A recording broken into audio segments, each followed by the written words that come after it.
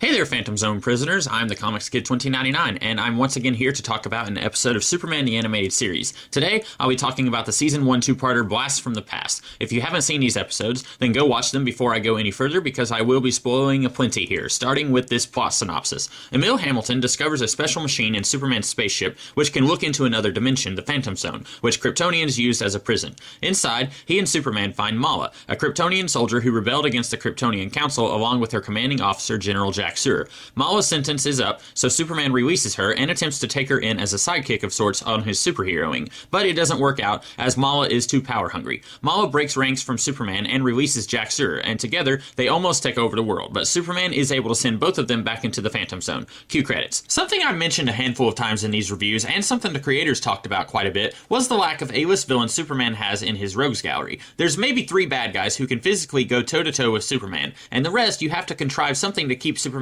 busy for 20 minutes. But throwing actual Kryptonians with matching powers against Superman has always been a stroke of genius. Here, and in Superman 2, and in the Silver Age comics where the Phantom Zone was first introduced. But once you get past the admittedly awesome fight scenes that this kind of episode provides, I've got several problems with plucking bad guys from the Phantom Zone. Much like in Superman 2, once you get Zod out of the Phantom Zone, there's not much that he can do besides take over the Earth. With Lex Luthor in his legitimate businessman persona, he can always claim that he didn't know that Brainiac would take over the Earth, or that the Kasnians would take his exosuit, and then he can climb back into his ivory tower and make new plans. But with Zod, or in this case Jack Sur, who is really just Zod with an eye patch, he is so powerful that he would have no reason to retreat for another day. There's only the one kind of story that you can do with Zod. He gets out of the Phantom Zone somehow, he tries to take over the world, and then he goes back in. Yeah, there's the new Krypton thing that they did in the comics about 10 years ago, and this series does bring Mala and Jack Sur back for an episode, so there is a little bit more that can be done with these guys. But compared to almost any other Superman villain, these guys have almost no versatility as far as what can be done with them in a story,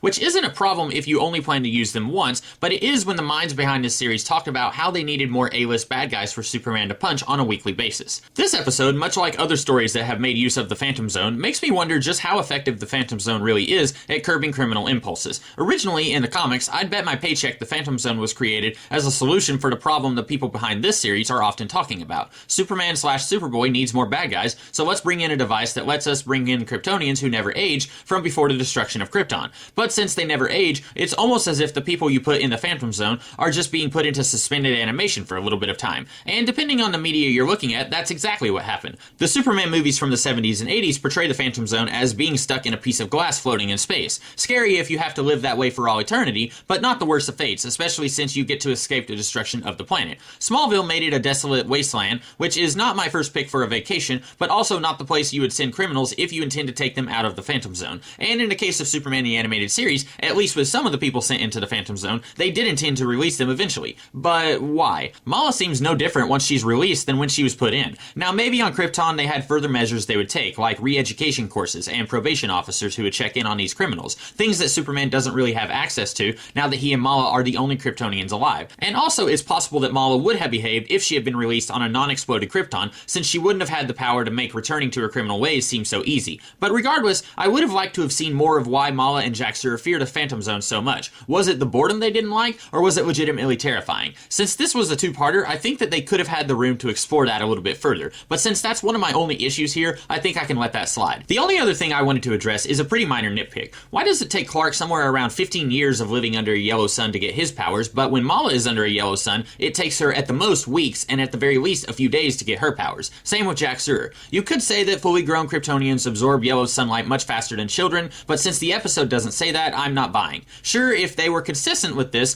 then it would take 15 years for Mala and Jack Sur to become threats, and we don't have that kind of time. But maybe you could have had Emil Hamilton building some kind of artificial solar battery or something like that Mala could have stolen to boost the natural sunlight process and quicken her getting her own powers. Like I said, it's a minor nitpick, but one that has bugged me in most stories that bring Kryptonians out of the Phantom Zone only for them to immediately get powers. Overall, I enjoyed this two-parter quite a bit. It does have some problems, but much of this is stuff that's inherent in the source material and might have made the episode too clumsy if they had spent much time and effort trying to provide a fix. With my issues of this episode aside, I would say this is one of the most exciting episodes of the series that we've had so far. And with that being said, I'll be back next week to talk about another episode of this series. In the meantime, I hope you guys have a great rest of the day. Catch you later.